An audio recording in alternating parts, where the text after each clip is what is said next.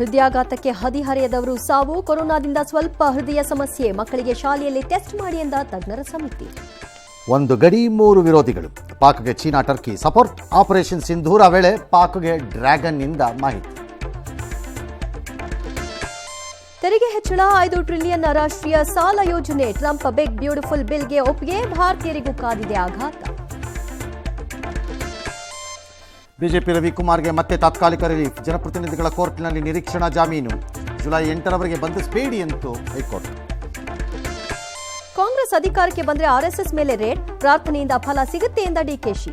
APMC ಮಳಿಗೆಯಲ್ಲೂ ಭ್ರಷ್ಟಾಚಾರ. SC ಒಳ ಮೀಸಲಾತಿ ಸಮೀಕ್ಷೆಯಲ್ಲಿ ಮತ್ತಷ್ಟು ಎಡವಟ್ಟು. ನಟಿ ರನ್ಯಾ ರಾವ್ 32 ಕೋಟಿ ಆಸ್ತಿ ಸೀಸ್. ಬಿಹಾರ ರಾಹುಲ್ ಪ್ಯಾಡ್ಮ್ಯಾನ್ ವಿವಾದ. ದಲೈ ಲಾಮಾ ವಿಚಾರದಲ್ಲಿ ಭಾರತ ಚೀನಾ ಸಂಘರ್ಷ. ಮಹಿಳೆಗೆ ಒಲಿಯುತ್ತಾ ಬಿಜೆಪಿ ಸಾರಥ್ಯ.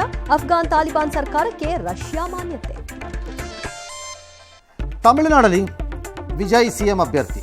ಹುಲಿಗಳ ಸಾವು 4 ಅಮಾನತಿಗೆ ಶಿಫಾರಸು. ಮಳೆಯಲ್ಲಿ ಚಿರಾಪುಂಜಿ ಮೀರಿಸಿತು ಉಡುಪಿ.